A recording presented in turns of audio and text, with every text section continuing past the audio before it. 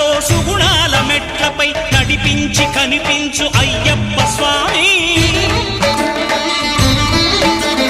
మకర సంక్రాంతి సజ్జోతివై అరుదెంచి మహిమలను చూపించు మణికంఠ స్వామి.